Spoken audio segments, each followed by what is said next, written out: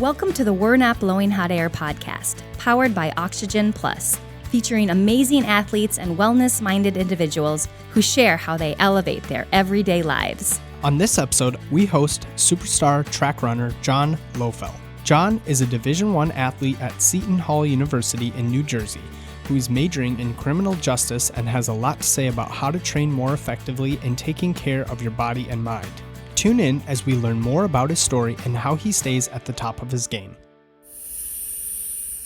Hey everyone, welcome back. Episode 3, Lauren. We made it to another one. I can't believe it. I know, it's going well. Third time's a charm. Yeah, third time is a charm. I am super excited today. We have a really, really cool guest. His name is John Loeffel. And we actually found him through MarketPryce. And shout out to MarketPryce because you guys have some amazing athletes on there. So I was super pumped when he connected with me and we started kind of talking and seeing how Oxygen Plus and him could work together. And through that, like we've been able to establish a really cool relationship. So right on. Welcome, John. Welcome, Thank John. you. How you guys doing? Good. We're doing great. You know, great. It's springtime, it's warming up, like the leaves are, turning green and everything else is just looking beautiful now. So there's nothing to complain about. Yep. Let's dive into the first question, I guess. How do you O+? So I use Oxygen Plus in 2 different ways. Usually after a long run or just a recovery day. I guess 3 ways I can use it too now that I'm thinking of it. But usually during or after a long run, just to help the recovery process. I use it a lot during interval workouts. So between, usually 1,000 meter repeats I like to do. That's my workout that I go to. I'll just grab it. I usually have like a minute in between each rep. So I'll just grab that, use that. It helps me recover, I guess, between my sets. And then it's helping me stop drinking coffee.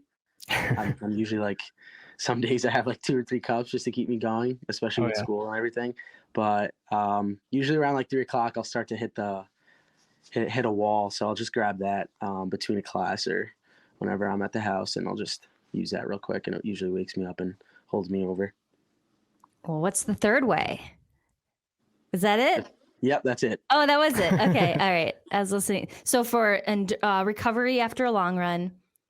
Yep. Between recovery sets. In between intervals, like more high intensity, more anaerobic exercise. Okay. And then it's a supplement as a replacement for coffee some days. Yes. Yeah. Cool. And then some other days I won't really get into that much after a long night out. I guess I can throw it in there the next morning when I'm not feeling too good.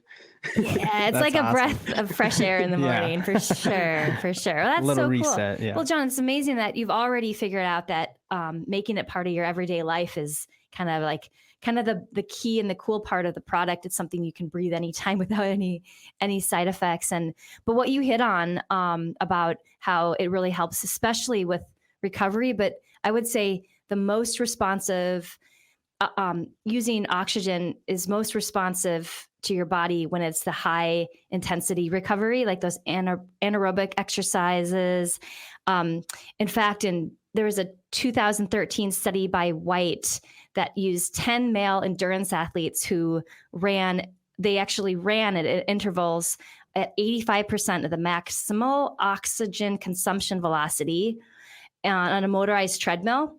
And the result of this was that the athlete's oxygen to blood recovery time was significantly faster during the phase with increased oxygen when they compared it to a phase of inhaling normal air, because it allowed more oxygen to enter into the working muscles. So you've really nailed it. And it's so cool to see that, you're implementing how oxygen can best serve you as an athlete with like in high intensity training. So kudos to you, because we're trying to get the word out, but you're actually doing it and using it to see your games improve.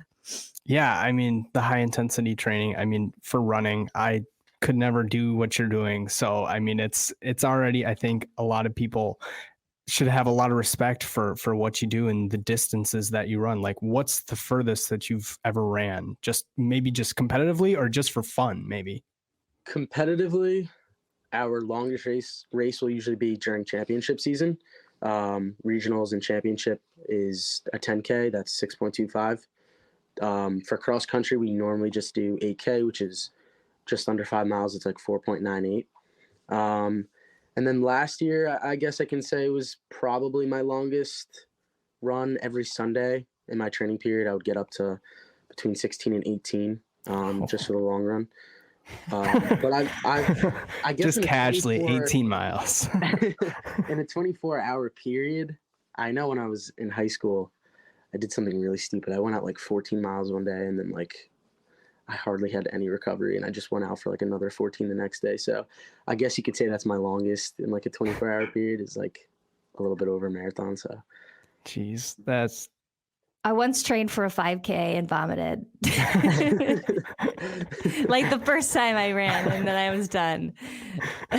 I've yet to do a 5K. I really want to, but I know it's gonna have to take a lot of like mental toughness, because for me it's like running, I feel like I get so distracted when I'm running, and then all I start thinking about is, oh my gosh, I'm out of breath. I hate this. I hate this. I hate this. And then for some reason it's like, oh, a mile's up. Okay, I'm done, Yeah. So it's a lot of endurance. John, how come we're not an elite athlete like you are? I don't know. I fell in love with it. I'm fortunate to have a lot of great people on my side and in my corner that push me. My twin brother was involved in the sport earlier than I was, and I call him a family friend. John Carlos Sipri, he was really successful, and he's from my neighborhood. So I just watched him, be on the cover of newspapers and Instagram and all that for winning races. And he taught me a few things, and I watched my brother, and he taught me some more things, and we got into it, and we never looked back. Oh, that's awesome. Share more about like who you are, what you're up to. So I'm from New York City. I'm 21 years old. I'm a junior. I'm studying criminal justice. Don't know what I'm going to do with that yet. Possibly become a police officer somewhere. But I still got some time. It's coming around the corner, so I got to think about that a little more. I think the cutoff to become a police officer is like 40. So I think you're good. Yeah. Years. You got some time.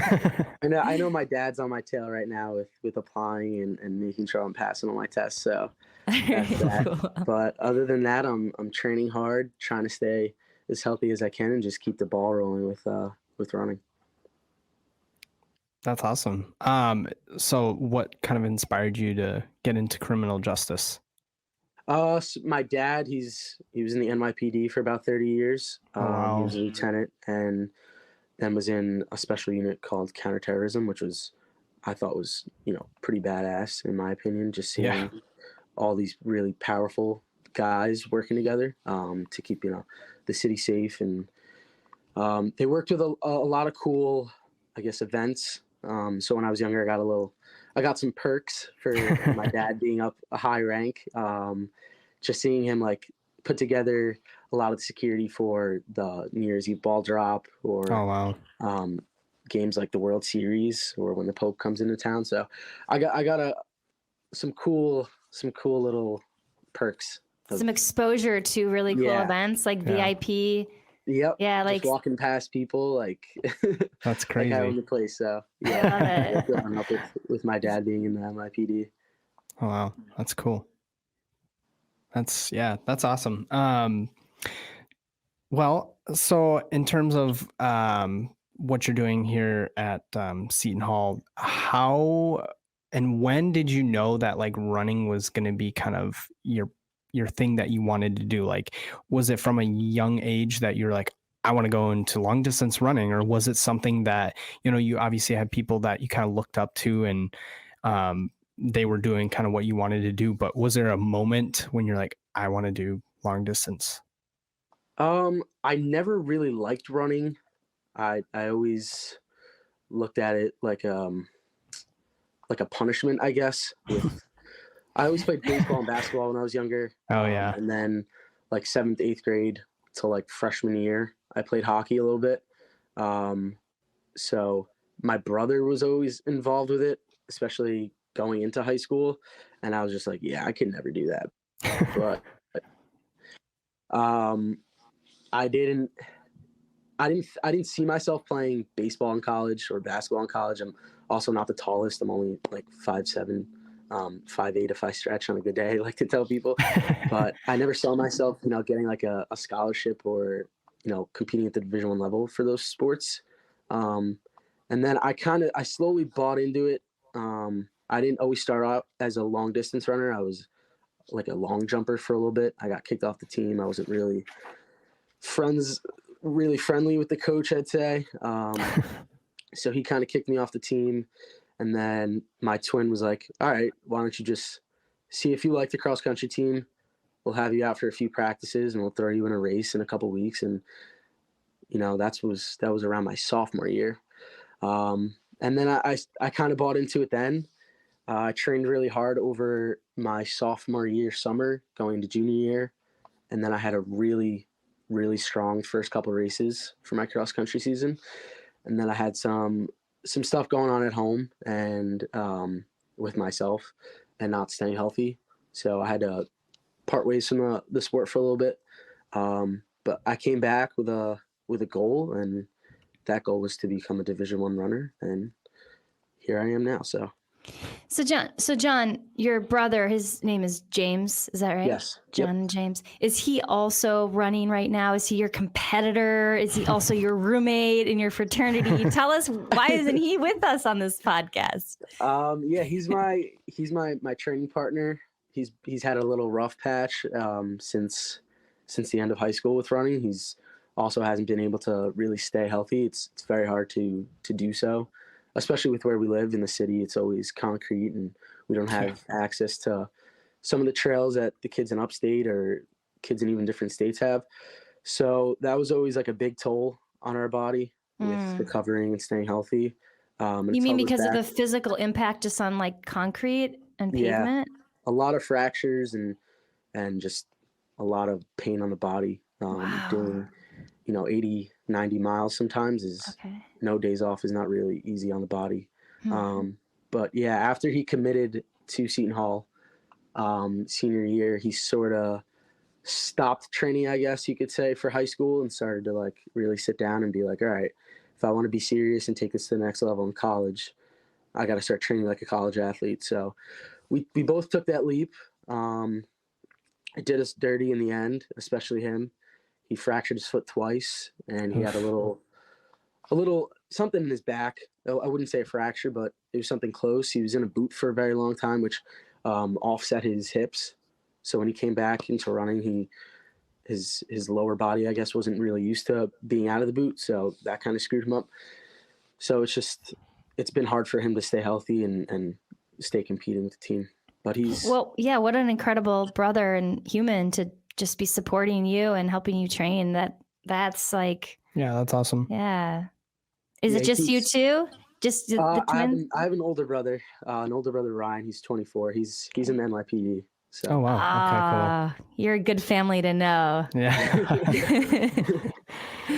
Awesome. Well, kind of tying into, kind of your journey, what do you think is the single most important action you took to elevate your life to reach, that current level of success?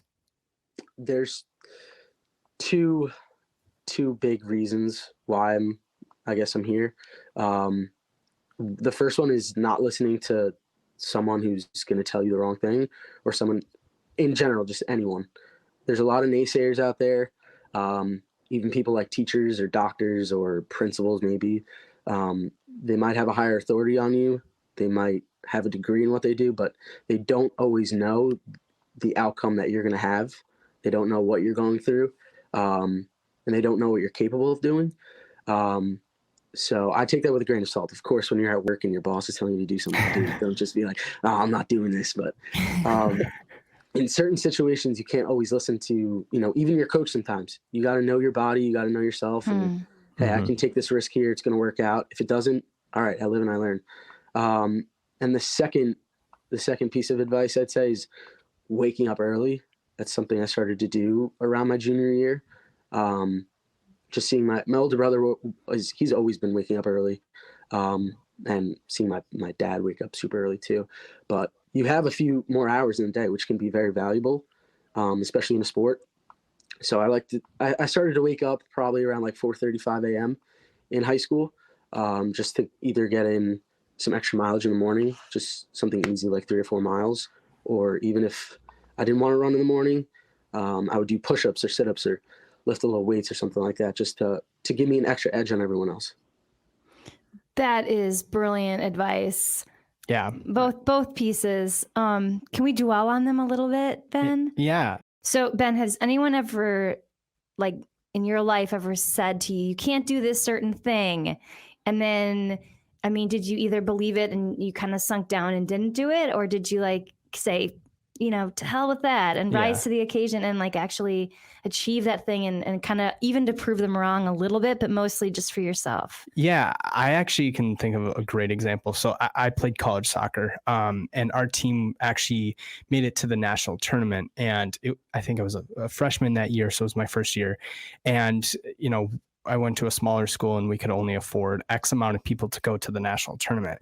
And I was one of the people that was left out. And I like that week of emotion, like watching my team at the tournament, like I was absolutely crushed. Obviously talked to the coach about, I'm like, hey, like coach, I feel like I've proved myself. Like I've been able to get into games, been able to prove, things here and there. I've come a super long way because I had to work my butt off just to get on the team.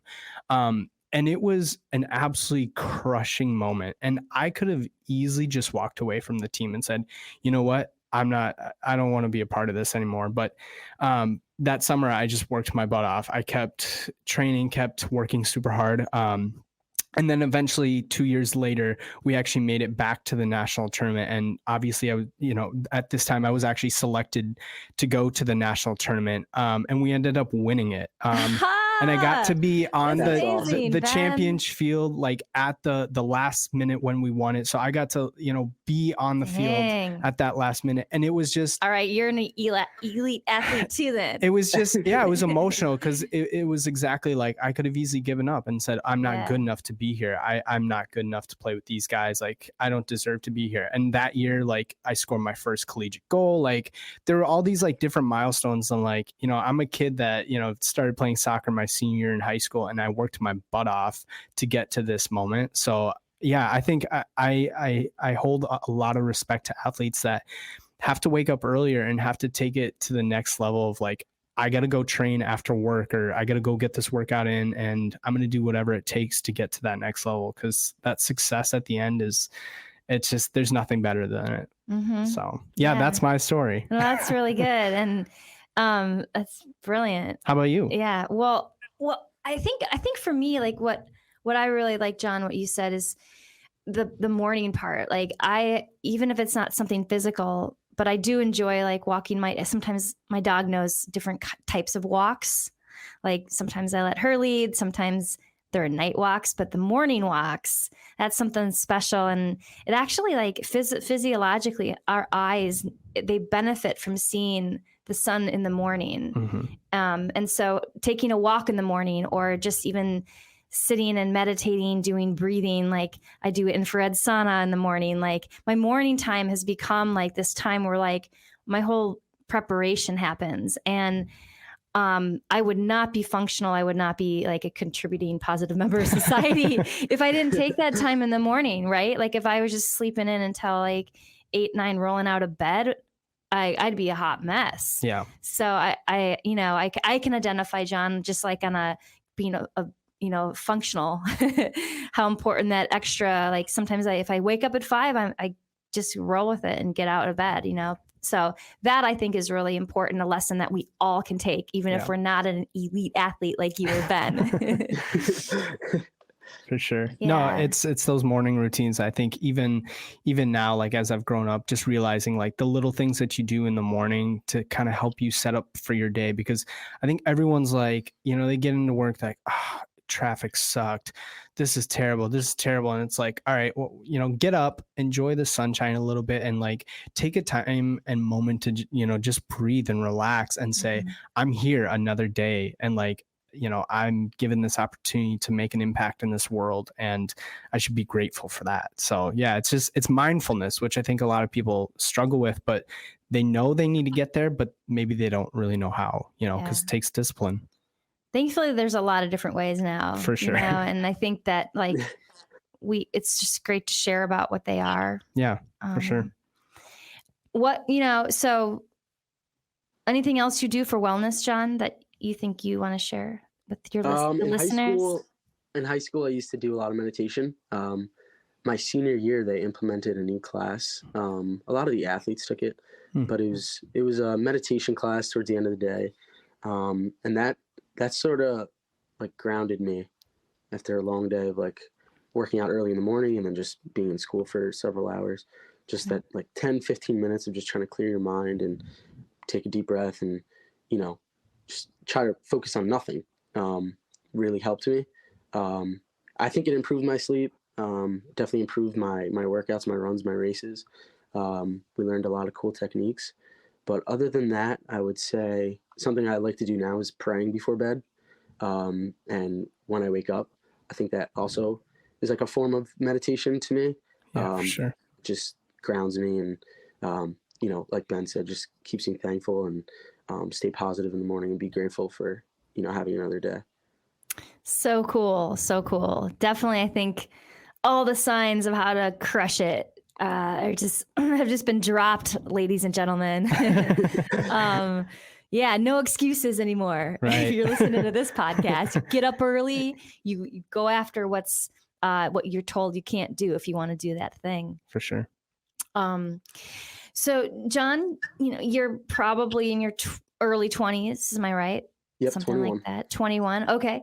So you're young, but that's a lot of years. You got a couple decades under your belt. What do you think is the single most difficult situation you've ever had to face in your young life?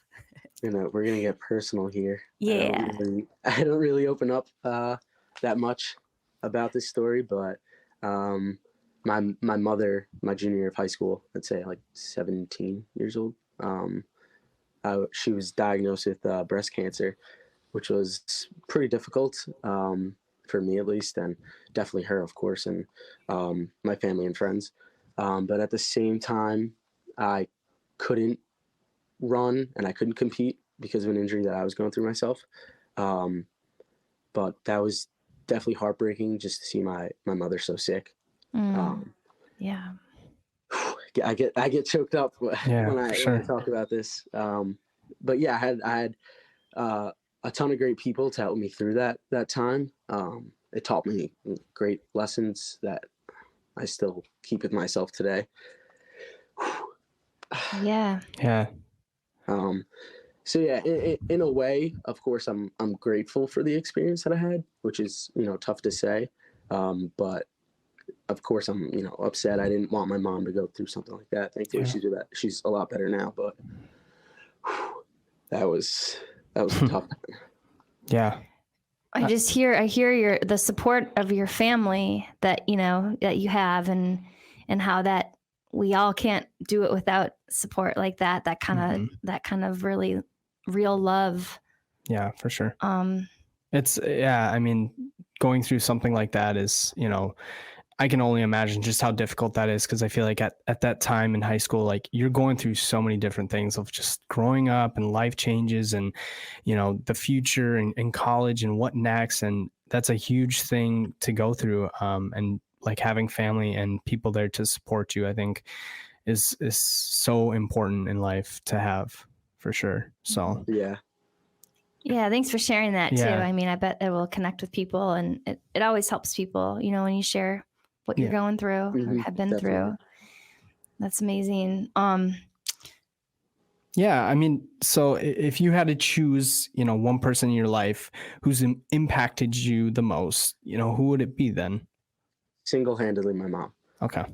I remember there was one night where it was after she had gotten her surgeries and she was starting to recover, but I just wanted to quit with running and just give it up. I had no hope at some point, and I remember I got into a huge argument with my brother, and we were just sort of just like yelling at each other all over the house. And I remember my mom came into the room, and she asked us what we were arguing about, and I told her I wanted to quit.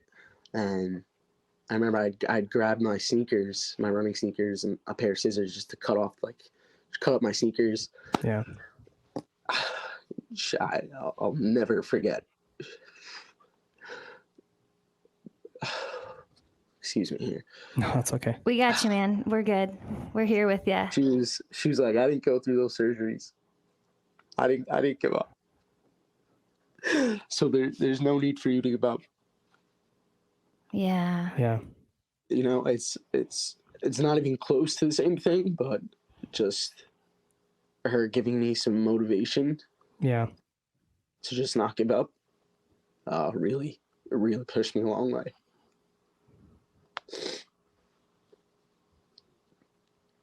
That's a story I will never forget. Yeah. No, I thank you for sharing that. Like I said, I can't even imagine what that's like, to go through that, especially for you being so passionate about your sport, like being, at that point where you just wanted to quit, and having your mom who, is such a fighter saying like, keep going, like keep pressing on. And that's amazing. That there's always so much potential that we don't know if we just hang in, keep trying, for sure. Keep getting up another day, exactly. another early morning. Oh, you guys got me crying over here. No, telling me stories. I mean, that's the thing though. Like greatness doesn't happen. Like you don't become something like even an elite college athlete, right? Like without like going through things and getting through, like, because like all of us would be that. Yeah. No. if we had, so, Yeah. I mean, I think trials it's a part of life, right? As we grow up, we're always going to go through the valleys and highs in life. And especially for you as a track runner in these past couple of years with, the pandemic, like you probably saw a lot of like ups and downs, probably having to even go through that and like your training. And, for any senior out there that was looking to take their game to the next level, it's all of a sudden halted because they didn't have a spring or fall season. Like, I mean, yeah, I think a lot of us like just have been tested in these past 2 years of just going through a lot of stuff, and being able to, overcome that and just trying to stay positive, and mentally, right? Yeah. Like trying to stay positive mentally. Yeah. And John, I mean, I think I'd love to hear from you about like kind of that mental physical connection. And, sometimes like, I talked about this with a friend of mine the other day, like sometimes we should, even if we have like a mental or emotional thing and a physical thing, sometimes maybe taking care of the physical thing is the better thing, or because they're so related, and some like which one to address first when there's a challenge in our life.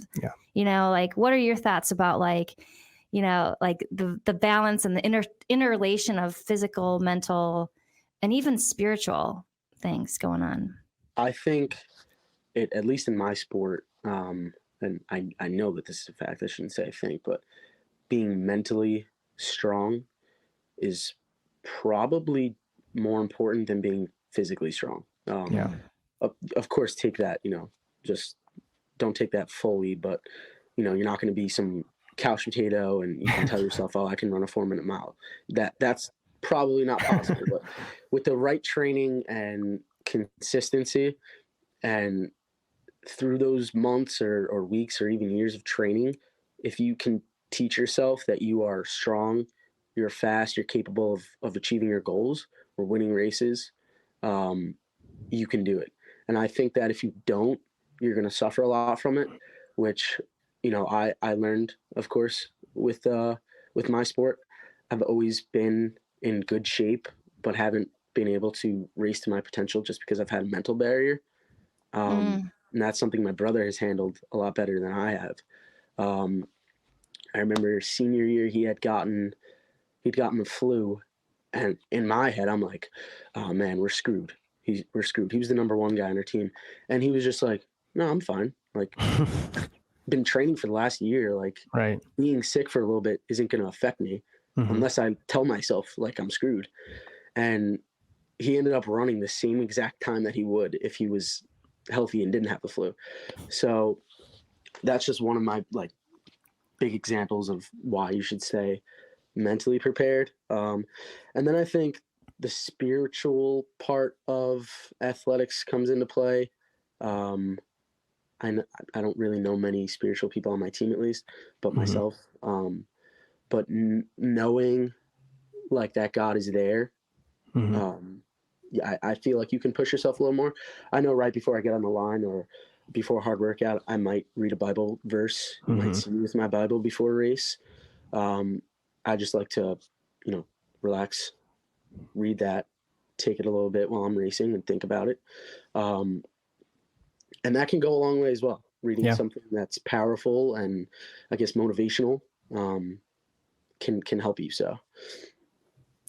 Wow. I'd love to see you in action, I think. Yeah, I think we need to take a trip to the... I want to see the whole thing, the preparation part, like do a hype video and everything, like just build it up and it sounds amazing. All the preparation. It's like you're a warrior when you're like an athlete like that, John.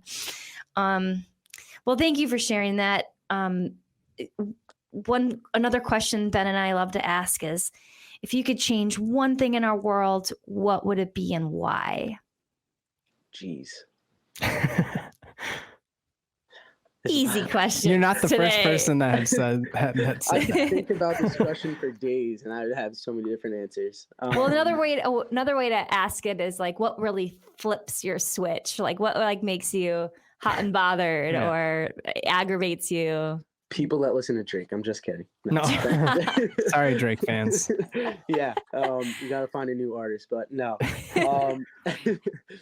In all seriousness, I think I don't know how you would state this, but I think that something that I feel like everyone is attached to in some way, shape, or form is like people that are suicidal, and I think that this is something that needs to be changed. I know there's a lot of people that are doing a lot of great things. Like for athletes, I know in the athlete world, there's a lot of more like resources for us with mental health. And this is like a huge topic, of course. A lot of college athletes have recently been, taking their lives for whatever reason. But at our school, we have this new program. It's Hidden Opponent. One is both former athletes of Seton Hall, Emily Durgan and she's a soccer player. But they're sort of helping athletes cope with whatever they're going through, and I think that it's going to help a lot. I know a lot of people are going through things. You might not see it. They might not show it, but I think that this is something that everyone needs to open their eyes and, sort of take a look around. And it is a problem. People aren't happy for whatever reason it is. People don't feel like they should be here anymore, which is, pretty heartbreaking. So I think that's something that together as like a world, I guess we can try to just help one bring another. more awareness and help resources around mental health. Yeah, definitely. Just spread happiness. A smile can go a long way. Just being kind to one another can help. And just checking in on people and, telling them, hey, I'm here for you, whatever it is, like you're going to get through. Yeah. It's bigger in your mind. You might think it's the end of the world, but, there's a purpose for you to be here. So I think that's one thing that I would probably try to help out with in this world. That's awesome, John. Really serious, heavy stuff. I feel just compelled to say, if anyone is struggling with suicide and has, an action or a plan to do that they tell someone, reach out for help. And if you hear someone say that they want to end their life, to tell the right people, the police, whatever it takes to save that life. Because that's real. I know someone, 2 weeks ago, a friend of a friend who committed suicide. So that's, we don't want to take that lightly. Or, going through so many different things and, it's having that support system, I think is super important. leaning into life, leaning into, the good things and looking at it the best we can. That's, I think, mental. It goes back a lot to the mental health and how we care for ourselves, our body, each other. Yeah. How you prepare mentally every day, I think, helps set your day up. So, I mean, like what you do before a race, that's really cool. I think a lot of athletes have kind of their own, like little practices. Like I feel like in movies, I would always see like, oh, these are my lucky socks. Like they'd have these like rituals, And so I think it's like important that, because I think if you stay consistent with like your everyday routine, I think it just makes you more mentally sharp. So I think it's important, especially for sports, to stay mentally sharp. I would agree with that. I guess, I don't know what you'd call that. I guess a lucky system. I don't know. Do you believe in that kind of, do you have like a pair of superstitions? Superstition is, I guess, like the thing the word I was looking for, but I always throw on like this shirt my uncle got me. It's a Black Sabbath shirt. I always wear that before a race or there's like certain things I'll always keep in my backpack for a race or of course, like listening to the same songs, and if I don't do it, my race is over. Like, it's not true, but I like it. Yeah, no, I remember like right before a game, I'd be like, okay, if I mess up this drill, it's going to be a bad day for me. Like it just like mentally, like if you throw yourself off even in like practice or warm-ups before a game, like it can change your whole like, game. And then even like during the game, like you make one slip up or something like that, and mentally like that you're gone. Like, and that's where you'll see, players or people lose composure because they mess up one time, and you have to be able to like adjust and adapt and say, okay, it happened, it's over now. How do I readjust and like focus on, the goal and kind of hitting the reset button? Yeah. There was a great golf book I read called Extraordinary Golf by Fred Shoemaker. And he talks about this, like every swing of the club, like think about it as new and absolutely forget, like good or bad, your last swing and how that felt. Cause it's like each one's a new experience, but you have to like have a letting go. Yep. So you can like keep moving forward into like the next moment, the next awesome experience. And I think a lot of golfers just hate golf because they don't do that. Like they just don't like live in the moment. Yeah. They remember the last hole and like, give it up. I'm sorry, golfers who annoy me when they're just like negative on the course. Like, just like I'm having the best time always. And I don't even know my score most of the time. Yeah. I never keep track of that because I would probably do the same. Well, we can golf together then, Ben. Yeah. Okay. I could never golf. You're going to golf one day then. I get so frustrated. Now it's time I teach you a lesson. Never say never. I have a teammate who loves golf. My friend, kid on my team, Danny, he just tries to involve it with everything. He's like, oh, in golf, well, this is what this happens and this happens. I'm just like, dude, I don't get golf. It's not funny. It's boring to watch. It's fun. It is boring to watch. I felt that way until 2 years ago, John, when I started, and it's amazing. Yeah. But that book I referenced is partly why, like, what set me on the right mental path and track, because I didn't want to be those guys who you're talking about, or the guys. They're all guys. I'm just kidding. There's women too, but who are it's just like too much like ego involved and not enough like just enjoying the beauty of like becoming better at something by like knowing how to like position your body or your mind. Yeah. So it's I think it's really cool. I think why a lot of adults love college athletes and watching, like whether it's football or track and field event, like all of it is, one, like the physical agility is there and better.